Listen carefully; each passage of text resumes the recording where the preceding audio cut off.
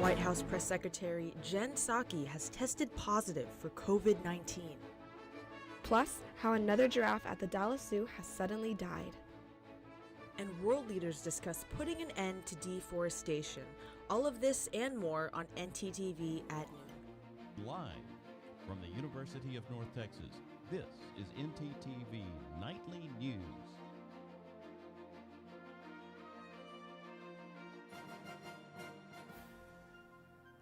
Thanks for joining us on ntTV News at noon. I'm Christine Guevara. And I'm Gabriela Medina.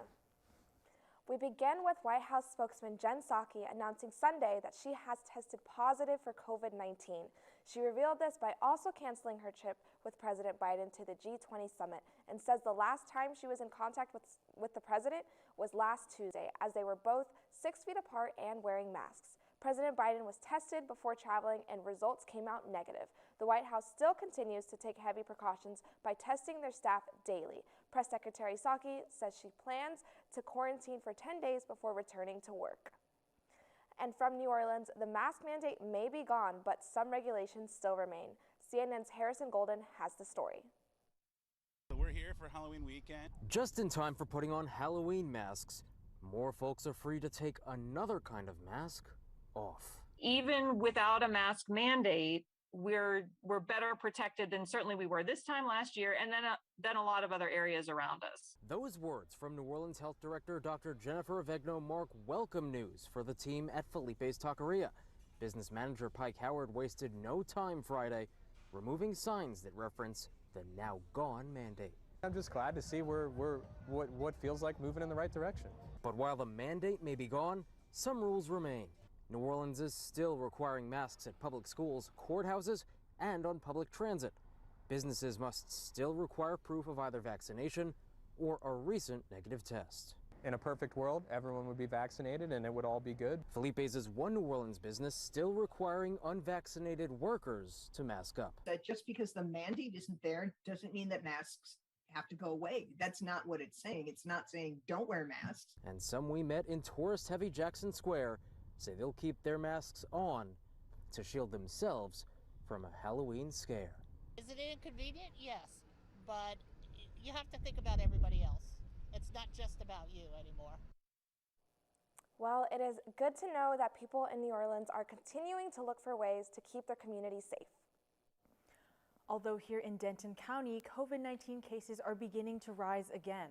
The Denton County Public Health stated that 4 Denton County community members died of the virus. This brings the total to 713 COVID deaths in the county. The 4 who have passed include a 60-year-old female and 50-year-old male residents of Denton, a 60-year-old male resident of Flower Mound, and a 50-year-old female resident of Carrollton. Now, I don't know about you, Christine, but it was super hard to not stay in my cozy, warm bed this morning. No, me too. It was gloomy, it was cold, it's not for me. But Ryan, will we be expecting this dreary weather to continue? Well, Christine, I can absolutely agree that getting out today is an absolute pain. Now, this weather should continue today and tomorrow, but what's causing this weather is a big old cold front moving southward in central and north Texas. Likewise, we're seeing temperatures in the high 50s at currently 55 degrees in Denton with cloudy conditions with a feeling temperature of 53. Winds today are at northeast at 15 miles per hour. Now on tonight, we're starting to see a rapid increase of T-storm and rainy chances. Our chance of rain will increase to 100% after dusk. Temperatures will drop to a low of 48 and with a feeling temperature of 45 degrees. Winds remain steady at 15 miles per hour. Now going on to tomorrow, we're continuing to see some light rainy conditions, not really T-storm activity. Temperatures will be high of 52 with a feeling temperature of a chilly 47 degrees. Winds remain unchanged northeast at 15 miles per hour. That's all I got for y'all for current conditions. Check back with me at full weather. Back to y'all. Thanks, Ryan. A 3rd giraffe has died at the Dallas Zoo in less than a month. Jesse, a 14-year-old male giraffe, passed away on October 29th, which was only 2 days after he showed signs of illness. According to the Dallas Zoo, results from blood tests showed abnormal liver enzymes. Zoo officials are investigating if Jesse's death could have been linked to the death of another giraffe, 19-year-old Augie, which was reported to have liver issues as well and passed away October 22nd. The Dallas Zoo says it plans to add substrate material in areas that showed some erosion and will install cameras to monitor animal interactions and behaviors. Today is the second and last day to celebrate the Mexican holiday, Day of the Dead. The holiday spans over 2 days this year, November 1st and 2nd. This Mexican celebration honors dead loved ones. Special food is prepared, and the ones who have departed are remembered in this unique tradition that keeps their memory alive. When we return, American Airlines leaves thousands of passengers stranded.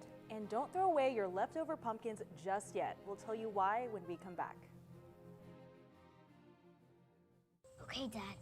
1, 2, 3.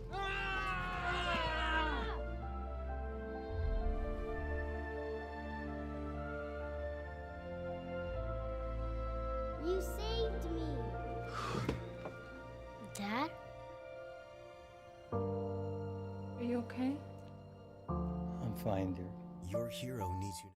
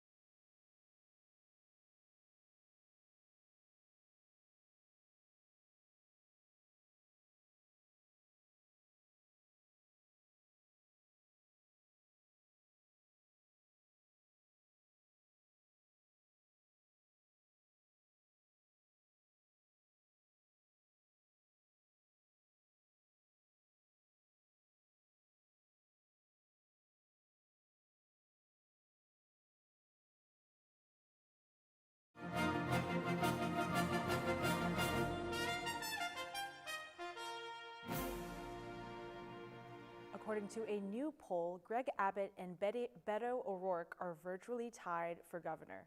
If O'Rourke decides to run for governor in 2022, a new poll shows he is within the margin of error and virtually tied with the present governor, Greg Abbott. Abbott currently leads with 44% of support to O'Rourke's 43% among voters who cast ballots in 2020. 10% of those polled are currently undecided who they would choose for governor. The race is virtually unchanged, even if actor Matthew McConaughey appears on the ballot as an independent candidate. Abbott seeks a third term, and this survey shows he has an overwhelming lead against his Republican opponents. O'Rourke has not announced his candidacy for governor, but many Democrats expect he will run. Well, spooky season may be over, but it turns out that your leftover Halloween pumpkins are good for more than just carving and decorations. You can actually repurpose your pumpkins to benefit wildlife. According to Selena McSherry from the San Angelo Nature Center, almost half of their animals are fed leftover Halloween pumpkins, from birds to outdoor mammals. But those are not the only animals that are getting a tasty treat. The Circle S Pumpkin Patch in Wall, Texas likes to sell their pumpkins to farmers across Concho Valley for $1. Lindsay Sherrill, owner of Circle S, said that they sell the pumpkins at a discounted rate because animals love them, and pumpkins must love the animals too, because it is very good for them. The flesh and seeds of the pumpkins are high in soluble fiber, so don't be too hasty throwing away those Halloween pumpkins, because it could really benefit wildlife. Something else that would benefit wildlife is ending deforestation. Luckily, over 100 world leaders will agree to end it by 2030. The British government released a statement late yesterday. In the statement, it was noted that a landmark agreement has been reached at COP26 in Scotland. The agreement was brought about by world leaders representing more than 85% of the planet's forests. Canada, Russia, Brazil, Colombia, Indonesia, and the Democratic Republic of Congo are among the nations involved. The official announcement is expected on Tuesday. The leaders will delegate around $12 billion of public funds to protecting and restoring forests. Over $7 billion of private investments will also be used.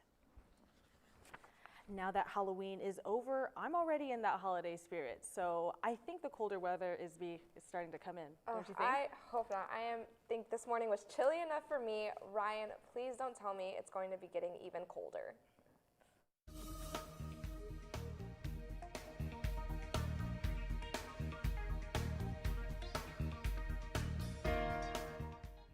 Well, Gabby, I think you will get some good news from me, as I don't think it will be colder, but I will talk about that later in the 7-day forecast. Now, today in North Texas, we're seeing temperatures primarily in the low to high 50s, with Bowie way out there in 50, and Graham is actually at 49. Stephenville is at 54, and then Dallas and Fort Worth are both at 59 and 58 respectively. Now as we go on to the entire state of Texas, we're starting to see more of that variation, with Amarillo way down there in the 40s, and then Austin at 71, and Houston way up there at 74. El Paso is at 73, and Shreveport is at 65. Now as we look at our 7-day forecast, we'll start to see some more of those chilly temperatures, but not for long. Continuing with my current conditions today, we're seeing some rainy to cloudy conditions. Tomorrow, we're seeing an 80% chance of rain with a high of 52 and a low of 45. Now, temperatures will dip even lower after Wednesday with some partly cloudy skies. And then after Friday, we're going to start to see some clear skies. The low temperatures should be in the low to high 40s, and the highs will get into the low to high 60s and the low 70s, a 5 to 10 degree warmer than average temperature. That's all I got for y'all for weather. Back to y'all. Thanks, Ryan. American Airlines has now canceled another 250 flights on Monday. Overall, roughly 10% of its mainline flights have been canceled over the 4-day period, which have stranded tens of thousands of passengers. American COO David Seymour said the airline is proactively canceling flights to provide scheduling certainty for our crews. After bad weather hit major hubs, including Dallas-Fort Worth and Thursday, it left flight crews out of position. American insists help is on the way. Starting Monday, the airline says 1,800 flight attendants are returning from pandemic time off. When we come back, our reporter Malaya Whiteside tells us about the language courses at UNT. And how a Texas diner is saying no to a very popular Christmas song. Stay with us.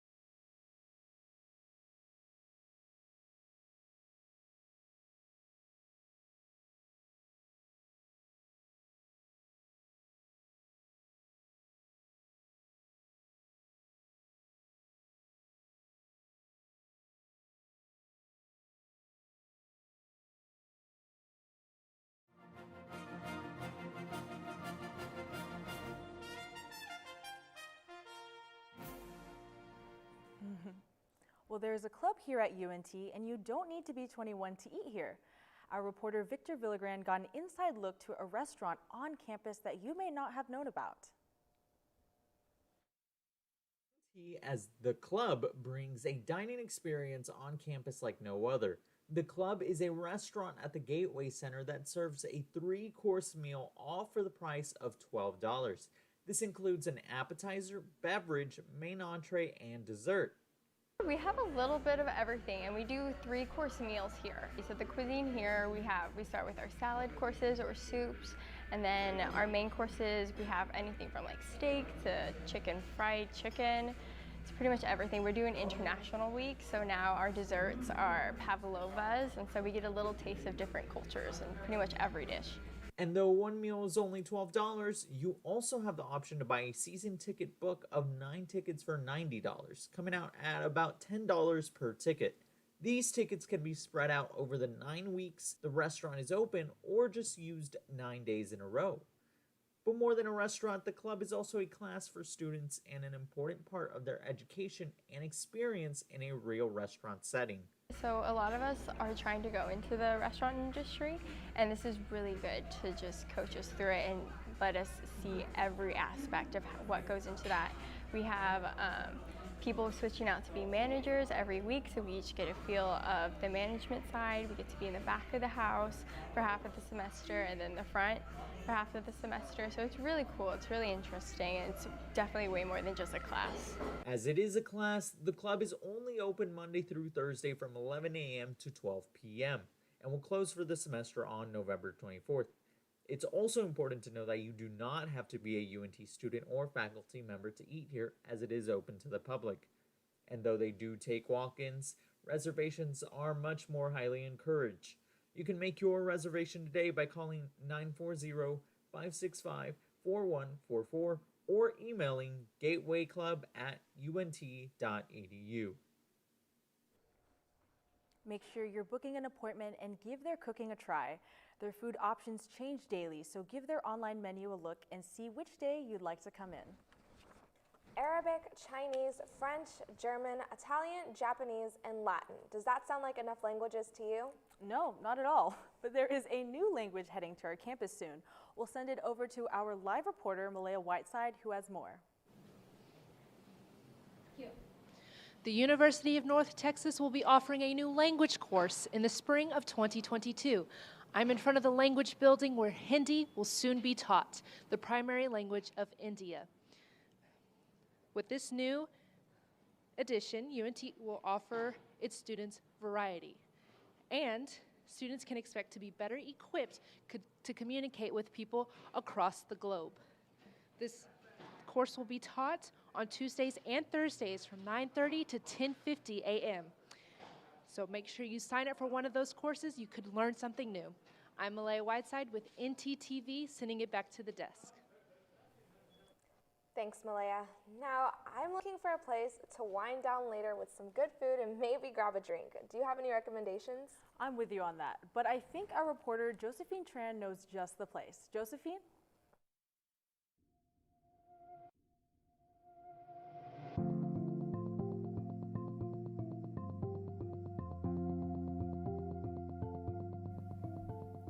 Thanks, Christine. Denton has a deep history of culture that has transcended generations. Arguably one of the best ways to bring people together is with a hearty meal and a warm atmosphere. Today on Denton Eats, we visit Greenhouse, a place that has provided these for over 2 decades.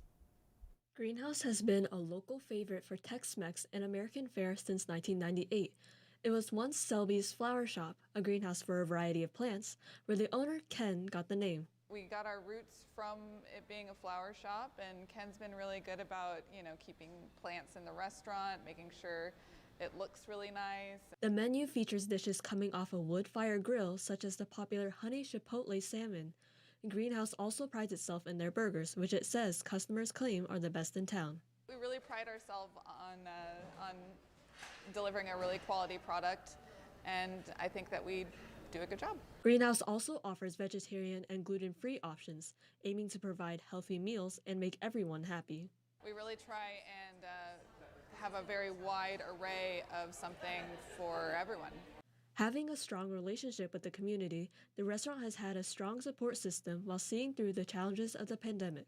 Our most important priority is the community, first and foremost, especially coming out of the pandemic. Whenever we were going through all of that, we had a bunch of regulars who really came through for us. Likewise, Greenhouse makes sure to give back. It once provided free meals for workers in the service industry during the pandemic. We're there for our community and they're there for us.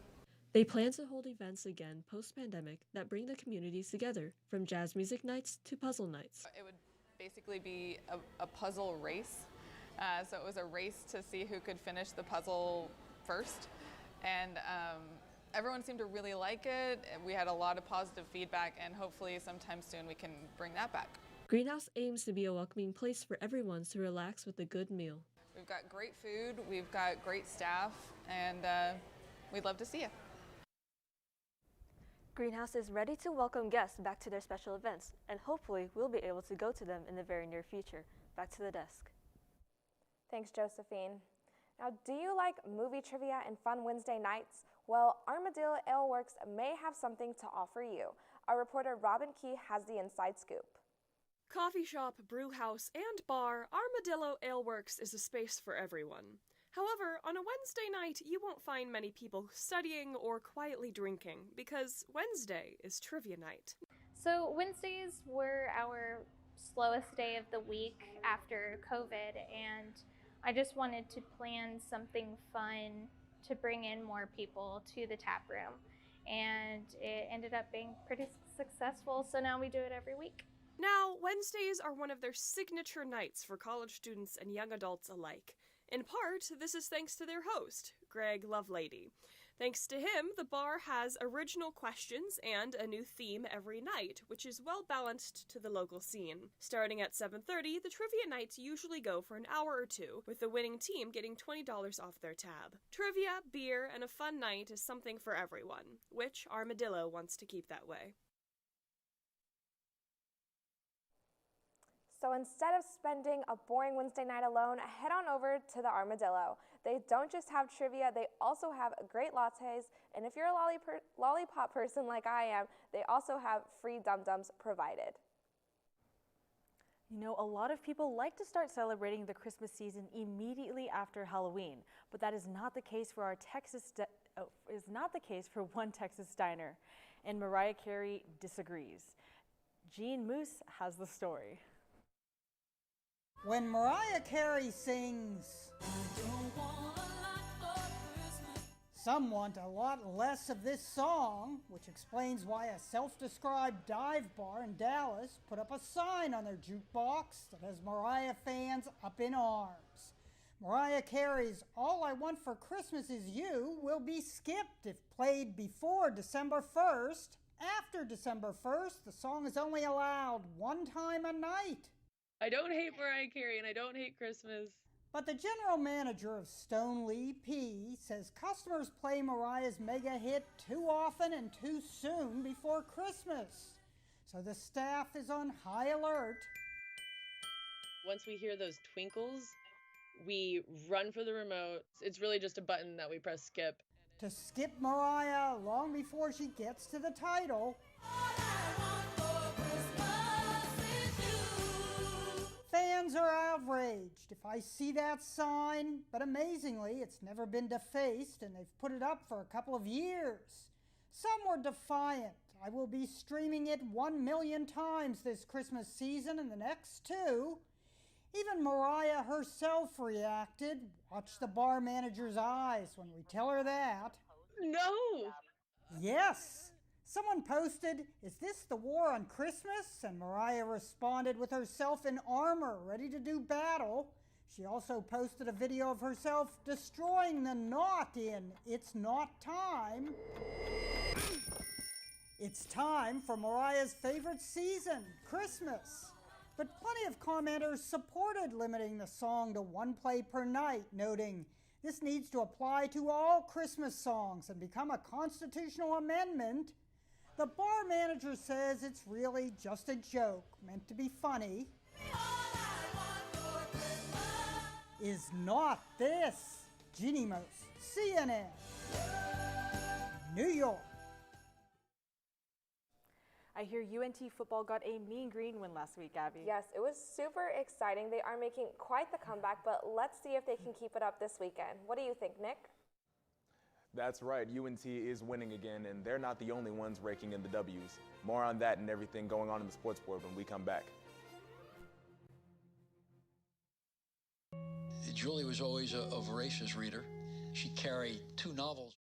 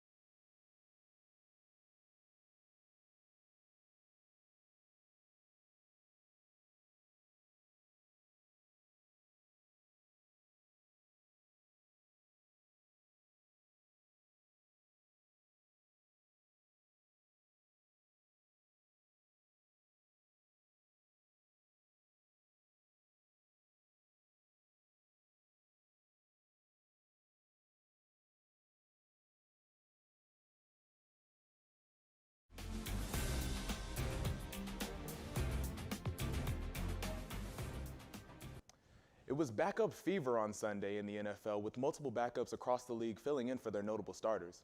One of those backups was Cooper Rush.